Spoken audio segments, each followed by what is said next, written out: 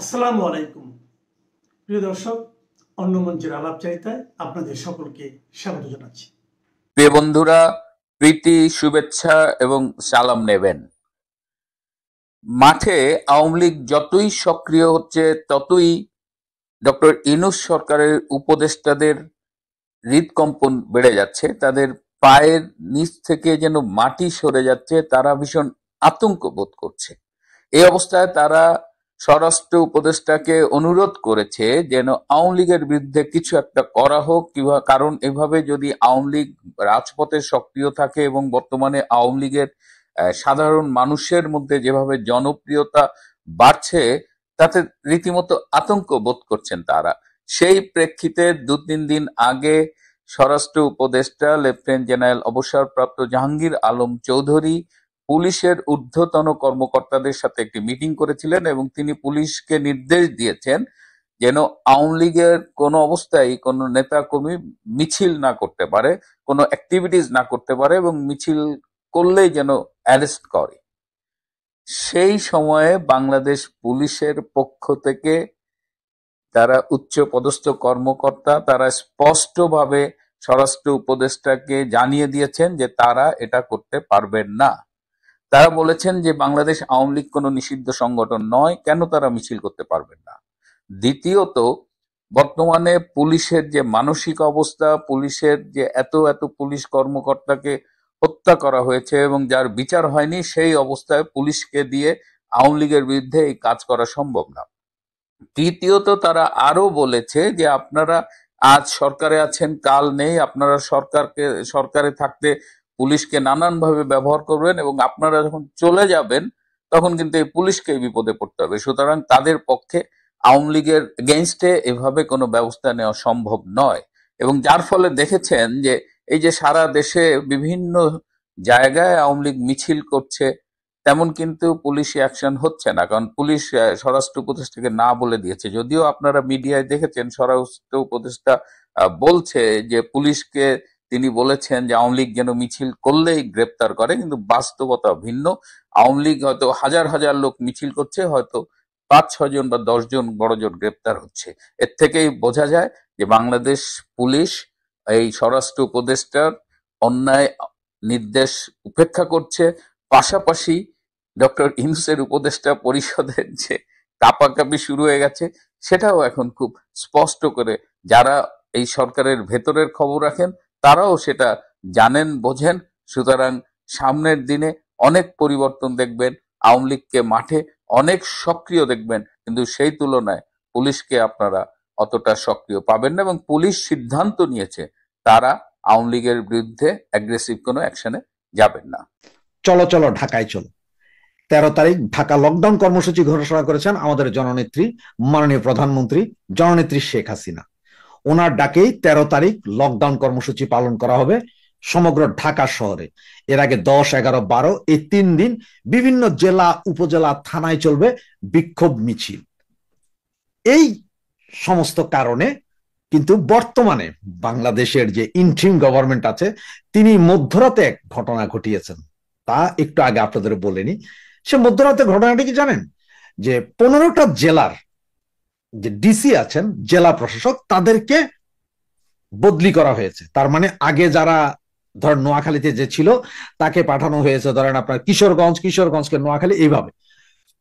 কিন্তু আপনার বিভিন্ন পত্রিকা বা বিভিন্ন জায়গায় দেখবেন যে আরে এটা নতুন নিয়োগ না, নতুন নিয়োগ না, এগুলো পুরাতন বোতলে নতুন মদ ঢালার মতোই অবস্থা, বা নতুন বোতলে পুরানো মদ ঢালার মতো অবস্থা। আর এই সমস্ত ডিসি কারা জানেন? যারা 2001 থেকে 2007 পর্যন্ত যারা নিয়োগ পেয়েছিলেন, বা গত 15 বছরে বিসিএস দিয়ে যেসব নিয়োগ পেয়েছিলেন, তাদের মধ্যে যারা চরম জামাতপন্থী, চরম বিএনপি পন্থী, তাদেরকে আনা হয়েছে এই 15টা জায়গায়। এবং এই 15টা জেলা কোন জায়গায় জানেন? সব ঢাকা শহরের আশপাশে।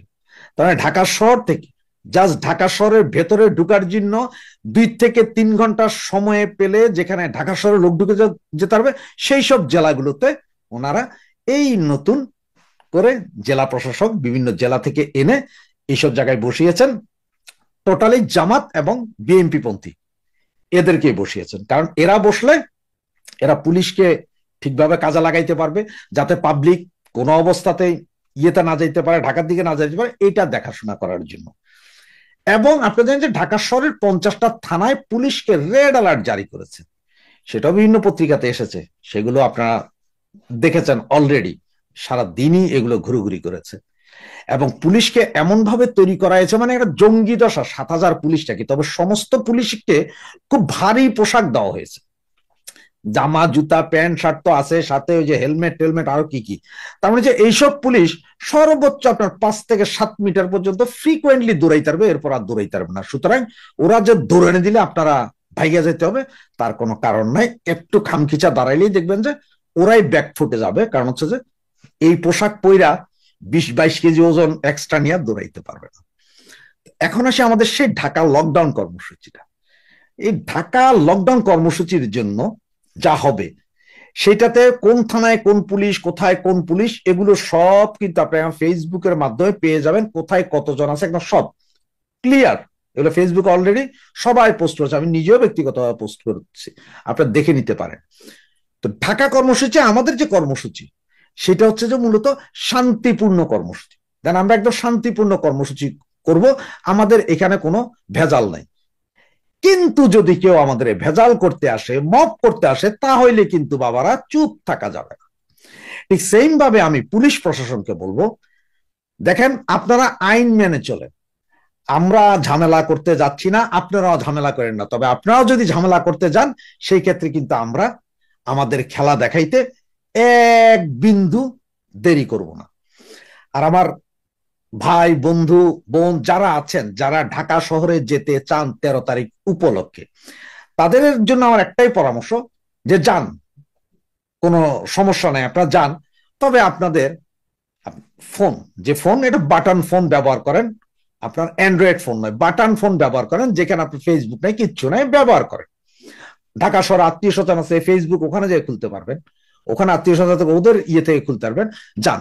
তবে হোটেলে থাকার ক্ষেত্রে, আবাসিক হোটেলগুলো থাকার ক্ষেত্রে একটু কেয়ারফুল, কারণ হচ্ছে আবাসিক হোটেলগুলোতেই সবচেয়ে বেশি নজর দিবে, আগামী কাল থেকে পুলিশ সবচেয়ে বেশি নজর দিবে আবাসিক হোটেলে। কারণ দেখেন ইন্টিম সরকারের একটা প্রবলেম হয়ে দাঁড়িয়েছে, যদি আওয়ামী লীগকে চরম বাধা দেয়, সেটা ইন্টারন্যাশনাল এটা নিউজ হয়ে যাবে, যে হ্যাঁ এরা শান্তিপূর্ণ মিছিল মিটিং করতে দিচ্ছে, এটা ইন্টারন্যাশনাল নিউজ। ইন্টারন্যাশনালি তখন আরো বেশি চাপ প্রয়োগ করবে এই সরকারকে, যে আওয়ামী লীগকে রাজনীতি করতে দিতে বাধ্য। আবার না দিলেও তাদের দুর্বলতা প্রকাশ পাবে, কারণ তারা যে জোর নিয়ে ক্ষমতায়, সেই দুর্বলতা। সুতরাং উভয় দিকেই তাদের বিপদ। সুতরাং আমরা টেকনিক্যালি, হাইলি টেকনিক্যালি আমাদের চলতে হবে। আপনার একটা জিনিস, আপনারা যারা ধরেন এই 2001, 2006 বা 91, 96 বা 90 গণ আন্দোলন দেখেছিলেন, তারা সবাই জানেন যে এইসব বড় বড় এই অবরোধ সমাবেশে কিভাবে কি টেকনিক ইউজ করে। আর যারা জানেন না, যারা এগুলো দেখেননি, আমাদের ছোট ভাইয়েরা, জেনজি প্রজন্ম যারা, তারা 2024-এর আগস্ট, জুলাই আগস্টের কাহিনী দেখেছেন। ওই সময় পুলিশ এবং বাকি 50% আমরা ছিলাম একদিকে, আর এই জেনজি প্রজন্ম বা আপনার জঙ্গিরা ছিল অন্যদিকে। সুতরাং এবার ঠিক তার বিপরীত, এবার আমরা তাদের পজিশনে, তারা আমাদের পজিশনে। সুতরাং দেখতে হবে, কিন্তু আমাদের পজিশনে, তারা এখন আমাদের পজিশনে হলো, একটা জিনিস তাদের দুর্বলতা আছে, সেটা হচ্ছে যে পুলিশের ভিতরে এই যে 17,000 বা 7,000 পুলিশ যা নামানো হচ্ছে, আজকের যে পুলিশি যে মিটিং, সেইখানে পুলিশ সরাসরি এইভাবে বাধা, মারামারি, গোলাগুলিতে তারা রাজি নয়। তারা সর্বোচ্চ কি ব্যবহার করতে পারে? টিয়ার গ্যাস, সাউন্ড গ্রেনেড এবং পানি। সুতরাং আপনারা সবাই পকেটে করে রুমাল নিয়ে যান, রুমালে প্রচন্ড পানি ভিজা রাখেন, টিয়ার গ্যাস দিলে সাথে সাথে চোখে দেন। এছাড়াও আরেকটা টেকনিক, সেটা হচ্ছে যে কারো যদি সাহস থাকে যে টিয়ার গ্যাস মেরে, টিয়ার গ্যাস পড়ার সাথে সাথে ওখান থেকে কিন্তু, যদি কারো হাতে গ্লাভস থাকে, আমি বারবার বলছি গ্লাভস মাস্ট, কারণ টিয়ার গ্যাসের সেল খুব গরম থাকে, গ্লাভস থাকে, তারা ওই জিনিসটাকে ওইভাবে ধরে উল্টা আবার তাদের দিকে ছুঁড়ে মারতে পারে, যাদের সাহস আছে। আর যদি কারো সাহস না থাকে, সেই রিক্সে যায়েন না।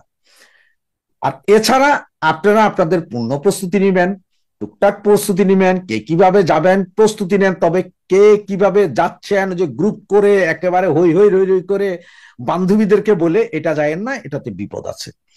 ঢাকা শহরে ঢুকতে হবে ভোর 5টার থেকে 7টার ভেতরে। একটা কথা বলি, সারা রাত কিন্তু চেকিং চলবে। আবার ভোরের দিকে ফজরের নামাজের পরপর একটু লিবারেল হয়ে যাবে, আপনাদের বারবার বলি একটু লিবারেল হবে ফজরের নামাজের পরপর। কারো যদি টিকিট করা থাকে আগে ওই যে মর্নিং বাসে দুই চারজন বাসে উঠবেন, তবে সব লুঙ্গি, সবাই আপনারা লুঙ্গি এবং শার্ট পরা যান, যাতে মনে হয় যেন আপনারা কাজে যাচ্ছেন। কোনো এসি বাস না, নর্মাল লোকাল বাস, একদম লোকাল বাস, যেটা গরমে ঘামায় যায় এরকম বাসে একটা গামছা একটা লুঙ্গি নিয়ে যান। ঠিক জায়গা মতন যায়, লুঙ্গি ব্যাগে আপনার পরে ফেলবেন কি প্যান্ট। এবং কেউ কেউ যদি পারেন কিছু স্কুল কলেজের বেইস জোগাড় করে নেন, যেগুলো ঢাকার নীলক্ষেতে আছে, এগুলো জোগাড় করে নেন, এগুলো সব পরে যাবেন। টোটাল স্টোর, মানে ওরা যা করছে ঠিক তার র্যাপিড এখন আপনাদের করতে হবে। এবং আমরা বারবার বলছি যে আমাদের এই লকডাউন কর্মসূচি শান্তিপূর্ণ, তবে হ্যাঁ, কেউ বাধা দিতে আসলে তাকে আমরা ছাড়বো না। এবং একটা জিনিস মনে রাখতে হবে, 13 তারিখের লকডাউন আমাদের জন্য এসিড টেস্ট বা সেমিফাইনাল খেলা। এই খেলায় যদি আমরা উতরে উঠি, এরপরে তাদের খবর আছে খুব সহসা। এবং আমাদের পেছনে 13 তারিখ কি হবে সারা বাংলাদেশ নয়, সারা পৃথিবীর মানুষ তাকিয়ে আছে, সারা ওয়ার্ল্ড মিডিয়া তাকিয়ে আছে। সব ওই দিন 13 তারিখ ঢাকা সিটির চতুর্দিকে থাকবে মিডিয়াগুলো। সুতরাং ওরা চাইলেও আপনার আগের মতন মপ করতে পারবে না। এবং এখানে ঢাকা শহরের ওই ইশরাক, উনি নাকি বলেছেন উনি বাধা দিবে। আবার এদিকে যে আরেকটা আছে না খবিশ, ওই যে শিলং সালাউদ্দিন, সে বলেছে আওয়ামী লীগ তোমরা তো পালিয়ে গিয়েছ, তোমরা সাহস থাকলে এখানে আসো। তো ওই শিলং সালাউদ্দিনকে বলি, শিলং সালাউদ্দিন আপনি তো 10 বছর পালিয়েছিলেন, ইন্ডিয়ার শিলং এ গিয়ে কি করেছিলেন সেটা কি মনে নেই আপনার? আপনার এত সাহস এখন, আপনি এখন তখন পালিয়েছিলেন কেন? আপনি থাকতে পারেন নাই? কারণ হচ্ছে রুহুল কবির রিজভী যেমন গুলি খেয়ে ওই যে পুরুষত্বের দানা হারিয়ে ফেলেছিলেন, আপনি এরকম হারাইতেন দুই একটা, আপনার দুইটা আছে একটা হারাইতেন, তখন আপনি ভয় পেয়ে পালাইলেন। আবার এখন লম্বা লম্বা কথা বলেন। আমরা গত 1.5 বছরে যত মিছিল মিটিং করেছি, আপনারা তার 17 বছরে এরকম 17টাও করতে পারেননি। শুধু শিলং সালাউদ্দিন ভাই, আপনি আমার চিটং এর মানুষ, তো একটু ভালো হয়ে যান, নিজের কথা চিন্তা করেন। আর আমার ভাই বোন, আপনাদের বলি একটা কথা, যে আমাদের চট্টগ্রামে একজন জনপ্রিয় মেয়র ছিলেন, নাম ছিলেন AVM মহিউদ্দিন চৌধুরী। তো ওনার সামনে একদিন যখন আমরা সবাই বসছি, তখন ছেলেপেলেরা মিছিল করতেছে, মহিউদ্দিন ভাই এগিয়ে চলো, আমরা আছি তোমার পিছে। তখন মহিউদ্দিন চৌধুরী উঠা চিটাঙ্গার ভাষায় গালি দিয়ে, সুদানির ফুয়া, কি আর মহিউদ্দিন ভাই এগিয়ে চলো, আমরা আছি তোমার পিছে, সুদানির ফকল তোরা সামনে থাকবি, হাই আনা তাই কেমন পিছে। তার মানে উনি গালি দিয়া বললেন যে পাঁচ তোমরা আমার পিছে কেন, তোমরা আমার সামনে থাকো, আমি তোমাদের পিছে থাকবো, নেতা না আমি, কিসের আমি আগাই যাবো আর তোমরা পিছে থাকবো, নাকি তোমরা আগাই যাও আমি পিছে থাকি। পরে পোলাবেন কাছে, তাহলে মহিউদ্দিন ভাই মিছিলের লোক যে মহিউদ্দিন ভাই এগিয়ে চলো, আমরা আছি তোমার সাথে। তাদের সাথে কেন, সাথে কি ক্যাটা ফুটছে আমার? উনি চিটাঙ্গের ভাষায় বলছেন সাথে কি ক্যাডা ফুটতে না আলাপ আলাপ। এই ছিলেন মহিউদ্দিন চৌধুরী, খুবই অমায়িক একজন লোক ছিলেন, আবার মেজাজ গরমে তেমন ছিলেন, কিন্তু একজন নেতা ছিলেন, ডাক দিলে লাখো লোক পাওয়া যেত। তার মতন নেতাই এখন আমাদের দরকার, এবং আপনাদের মধ্য থেকে ওনার মতন নেতাই বেরিয়ে আসবে। সুতরাং আপনার ঢাকা, চিটাং, রাজশাহী, খুলনা, বরিশাল, ফরিদপুর, যশোর, যে যেখানে আছেন, আপনারা আস্তে আস্তে সামনে আগান, আস্তে আস্তে সামনে আগান, র্যাপিড না যে কালকে ঢাকা শহর, না না না, আস্তে আস্তে আগান। এবং যে যেভাবে পারেন ঢুকতে থাকেন ঢাকা শহরে। এবং একটা কথা মনে রাখবেন যে হোটেল গুলো থেকে একটু থাকবেন, আপনারা বিরত থাকবেন, যে হোটেলগুলো থেকে, ঢাকা সিটির ভিতরে হোটেলগুলো থেকে একটু নিরাপদে থাকবেন, একটু বাহিরে থাকেন, যেখান থেকে হয়তো আধা ঘন্টা বা 40 মিনিট হাঁটলেই আপনার ঢাকা সিটিতে পৌঁছা যায়। এরকম অনেক জায়গা আছে, ঢাকার আশপাশের জেলাগুলোতে অনেক জায়গা আছে, 30 থেকে 40 মিনিট হাঁটলেই চলে যাওয়া যায়, অথবা কোনো বাসে উঠলে বাসেও চলে যাওয়া যায়। এইসব জায়গায় আপনারা আস্তে আস্তে ঢুকে পড়েন, লুঙ্গি, গেঞ্জি, জিন্স প্যান্ট, পকেটের ভিতরে একটু মোটা জাতের বেল্ট, যাতে বেল্টের আগাটাকে আপনার হাতে রাখা যায়, এবং গোড়া যেখানে আপনার লাগানো যে বাকেল আছে সেইটা যাতে ওপেন থাকে, তার মানে মপ আসলে ওইটা দিয়েই মাইট। 13 তারিখ দাঁড়াইয়েন না কোথাও, পুলিশ প্রশাসন ভাই, আবারও বলছি আপনাদের কাছে বিনীত অনুরোধ, আমাদের এই লকডাউন কর্মসূচিকে বাধা দিয়েন না। আপনারা সহযোগিতা করেন, আমাদের এই লকডাউন কর্মসূচি ভাঙচুরের জন্য না। যদি এখানে বাধা দেন তাহলে আমরাও আর তাকাবো না। যে কোনো সময় যে কোনো কিছু ঘটে যেতে পারে। ধন্যবাদ। জয় বাংলা, জয় বঙ্গ। বাংলাদেশের সঙ্গে ভারতের মোট 4096.7 কিলোমিটার দীর্ঘ সীমান্ত। ভারতের 5টি রাজ্য জুড়ে এই সীমান্ত। সবচেয়ে বেশি পশ্চিমবঙ্গে 2217 কিলোমিটার, ত্রিপুরা তারপর 856 কিলোমিটার, তারপর মেঘালয় 443 কিলোমিটার, মিজোরাম 318 কিলোমিটার এবং অসম 262 কিলোমিটার সীমান্ত। এই দীর্ঘ সীমান্ত জুড়ে ভারতীয় সেনাবাহিনী এবং সীমান্ত নিরাপত্তা বাহিনীর বিস্তৃত নেটওয়ার্ক অনেক আগে থেকেই আছে। যেমন ধরুন, পশ্চিমবঙ্গের শিলিগুড়ির কাছে সুকনায় আছে ত্রিশক্তি কর্পস, 45,000 থেকে 60,000 সৈন্য সেখানে আছে। সেখানে মোতায়েন আছে রাফাল যুদ্ধ বিমান, ব্রহ্মস মিসাইল, S-400 আকাশ প্রতিরক্ষা ব্যবস্থা। পশ্চিমবঙ্গের পানাগড়ে আছে ব্রহ্মাস্ত্র কর্পস, অসমের তেজপুরে আছে গজরাজ কর্পস, শিলচরে বাংলাদেশ সীমান্ত থেকে মাত্র 80 কিলোমিটার দূরে আছে মাসিমপুর সেনা ছাউনি। এছাড়া ত্রিপুরায় বিমান ঘাঁটি, সেনা ছাউনি আছে। বাংলাদেশের সীমান্ত লাগোয়া সব কয়টি ভারতীয় রাজ্যেই আছে সেনা ঘাঁটি, সেনা ছাউনি।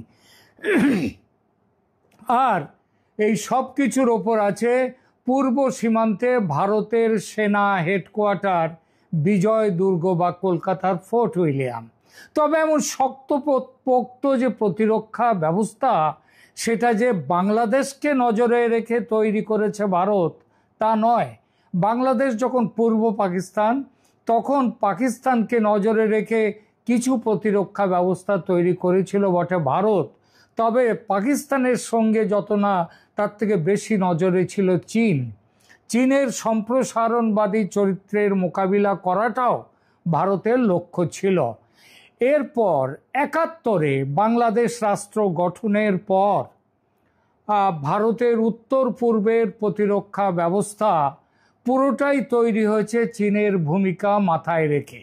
জন্মের পর বেশ কিছু বছর আওয়ামী লীগ ছাড়াও অন্যান্য দল এবং রাজনৈতিক শক্তির অধীনে থেকেছে বাংলাদেশ। অন্তর্বর্তী সরকার, কেয়ারটেকার সরকার, সামরিক সরকার সব থেকেছে। সম্পর্কে তিক্ততা যে আসেনি তা নয়, সবসময় সম্পর্ক মধুরও ছিল না। কিন্তু আজকের মতো পরিস্থিতি, এই রকম যুদ্ধ পরিস্থিতি তৈরি হয়নি কখনো। আর নেপাল, ভুটান ও মায়ানমারের সঙ্গেও ভারতের স্থল সীমান্ত আছে বটে, তবে সেখানেও যুদ্ধের সম্ভাবনা তৈরি হয়নি কখনো। সুতরাং উত্তর পূর্বে ভারতের প্রতিরক্ষা ব্যবস্থার পুরোটাই ছিল এবং আজ ছিল এতদিন চীনকে মাথায় রেখে করা। কিন্তু বাংলাদেশের পরিস্থিতির পরিবর্তন হয়েছে। গত বছর শেখ হাসিনা সরকারের বিরুদ্ধে আন্দোলন যতটা ছিল শেখ হাসিনার বিরুদ্ধে, ততটা না হলেও তার কাছাকাছি ছিল সেখানে ভারত বিরোধিতা। এবং হাসিনা সরকারের পতনের পর মোহাম্মদ ইউনূসের অন্তর্বর্তী সরকার এসে কোথায় পরিস্থিতিকে শান্ত করবেন, প্রতিবেশী সুলভ সুসম্পর্ক তৈরি করবেন, তা না করে আরও বেশি করে ভারত বিরোধিতার অস্ত্রে শান দিয়ে গেছে। সেই বিরোধিতার ইতিহাস নতুন করে এখানে বলে লাভ নেই, কারণ সবাই জানেন সেটা। আর তার ফলে চীনের সঙ্গে বাংলাদেশের দিকেও এখন নজর ফেরাতে বাধ্য হয়েছে ভারত। আপনারা হয়তো অনেকেই জেনেছেন যে ভারত তার মজুদ যে সৈন্য সমরসজ্জা, তার সেনা ছাউনি, তার সঙ্গে অতি সম্প্রতি যুক্ত করেছে এবং করতে চলেছে আরও 3টি নতুন সৈন্য ঘাঁটি। এর একটি পশ্চিমবঙ্গে উত্তর দিনাজপুরের সীমান্তে, উত্তর দিনাজপুর সীমান্তে, একটি অসমের ধুবড়ি সীমান্তে, এবং তৃতীয়টি বিহারের কিষানগঞ্জ বিহারে বটে, তবে বাংলাদেশ থেকে তার দূরত্ব আদৌ বেশি নয়। এই 3টি নতুন সেনা ছাউনি যে ভারত তৈরি করেছে এবং করছে, সেটা নিশ্চিতভাবেই বাংলাদেশের দিকে নজর রেখে, এবং এটা করা হচ্ছে বাংলাদেশের রাজনৈতিক দলগুলো, বিশেষ করে জামায়াতে ইসলামী সহ অন্যান্য মৌলবাদী দলগুলো এবং এনসিপি দলের ভারতের প্রতি তুমুল বিরোধিতা ও তাদের নেতাদের যুদ্ধংদেহী মনোভাবের প্রেক্ষিতে। সবচেয়ে বড় কথা, বাংলাদেশের পক্ষ থেকে ভারত বিরোধী কর্মকাণ্ড এগুলো পরিচালিত হচ্ছে স্বয়ং সেখানকার সরকার প্রধান মোহাম্মদ ইউনূসের নেতৃত্বে। ফলে বিষয়টাকে আর হালকাভাবে নিতে পারেনি ভারত, নেওয়া যায়ও না। তবু বাংলাদেশের এই সব কাজ, বিশেষ করে চীন, পাকিস্তান, তুরস্কের সঙ্গে মিলে ভারতের বিরুদ্ধে সামরিক জোট তৈরি করাকে ভারত কড়াভাবে কোনো প্রতিবাদ করেনি এতদিন, বরং চুপচাপ নজর রেখে গেছে কেবল। এমনকি বাংলাদেশের বর্তমান রাজনৈতিক নেতৃত্ব নাশকতা সৃষ্টির হুমকি, একের পর এক হুমকি দিয়ে গেলেও ভারত সামরিক অভিযানের সিদ্ধান্ত নেয়নি এতকাল। যাকে বলে ছোবল দেয়া, সেই ছোবল ভারত দেয়নি, শুধু ফনা তুলে ফোঁস করেছে। এই যে সামরিক প্রস্তুতি এই যে সীমান্তের বিভিন্ন ভারতের ছাউনিতে রাফাল বিমান নিয়ে যাওয়া হচ্ছে, S-400 নিয়ে যাওয়া হচ্ছে, সেখানে আকাশ সীমা প্রতিরক্ষা ব্যবস্থা নেওয়া হচ্ছে, এসব কেবল ভয় দেখানোর জন্যে। আমি গত বেশ কিছুদিন ধরে ভারত এবং বাংলাদেশ দু দেশের মিডিয়া, বিশেষ করে সোশ্যাল মিডিয়া, প্রচুর খবর দিয়েছে যে ভারত যুদ্ধে ঝাঁপিয়ে পড়েছে।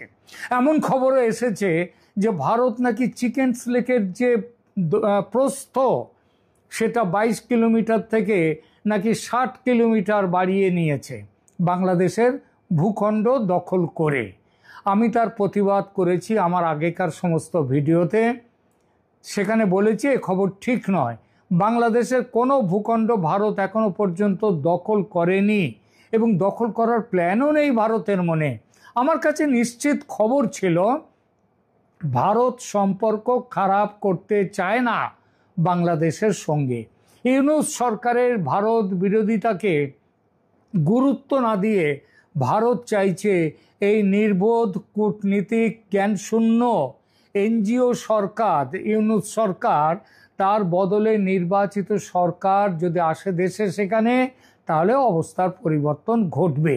সেই জন্যই ভারত যুদ্ধে যেতে চায়নি। সুতরাং ভারত আন্তরিকভাবে কি চাইছে যত শীঘ্র সম্ভব, এবং যে কথা চলছে যে ফেব্রুয়ারিতে যে ভোটটা হওয়ার কথা, সেই ভোটটা হোক। সে ভোট হোক আওয়ামী লীগ সমেত সমস্ত দলকে নিয়ে। আর সেজন্য ভারত তার নিজের পক্ষ থেকে যেমন দাবি জানাচ্ছিল, তেমনি ফ্রি, ফেয়ার অ্যান্ড ইনক্লুসিভ ইলেকশনের পক্ষে আন্তর্জাতিক মতামতও তৈরি করছিল। আমার এই চ্যানেলে এ বিষয়ে ভারত কিভাবে তারা একটা পেপার তৈরি করে, একটা ডসিয়ার তৈরি করে সারা পৃথিবীতে বিভিন্ন আন্তর্জাতিক মহলকে দিয়েছে, সরকারের সাথে যোগাযোগ করেছে, সেই ব্যাপারটি আমি জানিয়েছি। এবং তারই ফলে আজকে পশ্চিমা দেশগুলো, গণতান্ত্রিক দেশ পৃথিবীর এবং আমেরিকা পর্যন্ত তার অবস্থান পাল্টে ফেলেছে। পাল্টে এখন চাইছে যে ভোট হোক বাংলাদেশে ফেব্রুয়ারিতেই, এবং সেখানে আওয়ামী লীগ তাতে অংশ নেওয়ার জন্য আওয়ামী লীগকে নেওয়া হোক, তাকে তার উপর থেকে নিষেধাজ্ঞা তুলে নেওয়া হোক। এই চেষ্টার প্রেক্ষিতেই আমি বারবার বলেছি ভারত যুদ্ধে যাবে না, যেতে চায় না, অপেক্ষা করবে এখন। কারণ অভিযানে নামলে নির্বাচন হবে না, ইউনূস ক্ষমতায় থেকে যাওয়ার একটা অজুহাত খুঁজে পাবে। ফেব্রুয়ারিতে নির্বাচন করতে গেলে তার নোটিফিকেশান নভেম্বরের শেষ সপ্তাহে বা খুব দেরি হলে ডিসেম্বরের প্রথম সপ্তাহে দিতে হবে। অর্থাৎ মাঝখানে তো মাত্র কয়েকটা দিন, একটু সহ্য করা যাক। কিন্তু গোয়েন্দা সূত্রে ভারত খবর পেয়েছে, ভারত সরকার, যে ফেব্রুয়ারিতে নির্বাচন হচ্ছে না। জুলাই সনদ গ্রহণের জন্য গণভোটের দাবি তুলেছে এনসিপি এবং তার পেছনে জামাতও তার পেছনে মদদ দিয়ে যাচ্ছে। তারা চাইছে আগে হোক গণভোট, তারপর হবে সংসদের ভোট। আর বিএনপি চাইছে, অবশ্য বিএনপির চাওয়াতে বড় কিছু নেই, তারা যে কোন নেতা কখন কি বলে তার কোনো ঠিক নেই। তারা যদি দুদিন পরে বলে যে ঠিক আছে তাই হোক, হোক তো আগে গণভোট, এমনও বলতে পারে তারা। সুতরাং বিএনপি, তাহলেও বিএনপি এখনো পর্যন্ত বলছে যে না, গণভোট এবং সংসদের ভোট একসাথে হোক।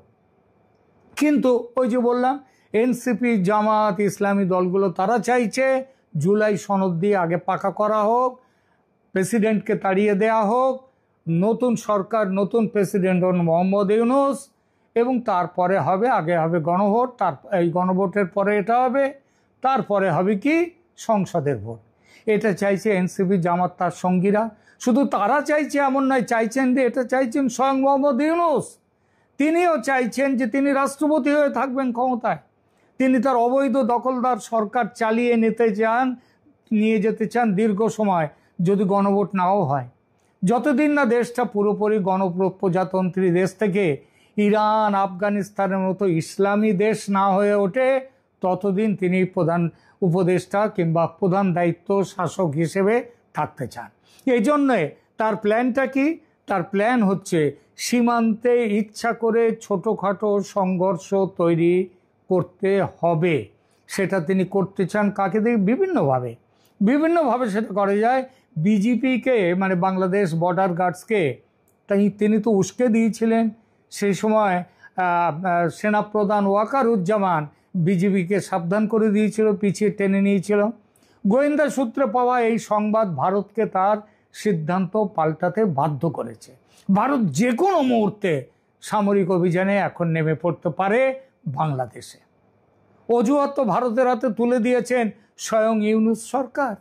বাংলাদেশের মানচিত্রে ভারতের 7 সিস্টার্স, পশ্চিমবঙ্গ, ঝাড়খণ্ড, ওড়িশার একটা অঞ্চল জুড়ে greater Islamic Republic of Bangladesh তৈরির পরিকল্পনা ভারতের সার্বভৌমত্বের জন্য হুমকি। আর এই হুমকি দিচ্ছেন কে? স্বয়ং মোহাম্মদ ইউনূস। এই কারণে ভারত যদি অভিযানের নামে বাংলাদেশে, সেটা আন্তর্জাতিক কানুনের বিরুদ্ধে যায় না। দেশের সার্বভৌমত্ব রক্ষায় সামরিক ব্যবস্থা গ্রহণকে আন্তর্জাতিক আইন মান্যতা দেয়। আর মোহাম্মদ ইউনূস এবং তার সাঙ্গপাঙ্গদের ওই সব ভারত বিরোধী প্ল্যান, পরিকল্পনা এবং সেটা বলা, সেটা কাজে দেখানো, এটা ভারত পরিষ্কারভাবে বলতে পারে তার সার্বভৌমত্বের পক্ষে হুমকি। এই পরিস্থিতিতে ভারতের প্রতিরক্ষা মন্ত্রী রাজনাথ সিং যে চরম হুঁশিয়ারি দিয়েছেন গত পরশু বাংলাদেশের সরকারকে, সেটা খুবই গুরুত্বপূর্ণ। রাজনাথ সিং 7 নভেম্বরে নেটওয়ার্ক 18 টেলিভিশনকে এক সাক্ষাৎকারে পরিষ্কার একটা বার্তা দিয়েছেন। তিনি বাংলাদেশের নাম নিয়ে বলেছেন, আমরা বাংলাদেশের সাথে উত্তেজনাপূর্ণ সম্পর্ক চাই না, তবে ইউনূসকে তার বিবৃতি নিয়ে সতর্ক থাকা উচিত। ভারত যে কোনো চ্যালেঞ্জ সামলাতে পারে। যদিও ভারত প্রতিবেশীদের সাথে ভালো সম্পর্ক রাখতে চায়। এই বার্তার অর্থ সুস্পষ্ট। ভারত ইউনূসের নানান সময়ে করা 7 সিস্টার্স নিয়ে বক্তব্য, সীমান্তে গোলমাল তৈরি করতে বিজিবিকে উস্কানি দেয়া, গ্রেটার বাংলাদেশ মানচিত্রে ভারতের বড়সড় অংশকে নিজেদের বলে দাবি করা, পাকিস্তানের সঙ্গে সামরিক সম্পর্ক জোরদার করা, সন্ত্রাসী সংগঠনগুলোকে মদদ দেয়া, এসবকে ভারত সরকার সরাসরি নিরাপত্তা হুমকি হিসেবে দেখছে। রাজনাথ সিং ইউনূসকে স্পষ্টভাবে বলেছেন, ভারতের সামরিক শক্তিকে একটু মাথায় রাখুন, রেখে সেই অনুযায়ী ভবিষ্যতে কথা বলতে ও কাজ করবেন, নইলে মহাসংকট আসছে। কিন্তু ইউনূস তো ভারতীয় পুরাণের সেই ভস্মাসুর শিবের কাছ থেকে বর পেয়েছিলেন যে তিনি যার মাথায় হাত রাখবেন, যাকে মাথায় হাত রাখবেন তার মৃত্যু হবে। সবাই গেলেন শিবের কাছে যে এর মৃত্যু হবে কি করে? তখন বললেন শিব যে ও যখন ভস্মাসুরকে ডেকে বললেন তুমি তোমার মাথায় হাত দাও, তো ভস্মাসুর নিজের মাথায় হাত দিল এবং ভস্ম হয়ে গেল, তার মৃত্যু হলো। এইভাবে সে নিজের মাথায় হাত দিয়ে নিজের মরণ ডেকে এনেছিল। যে মরতে চায় তাকে কে বাঁচাবে? ইউনূস সেই একই পথ নিয়েছেন। ভারত তো নিমিত্ত মাত্র। ধন্যবাদ।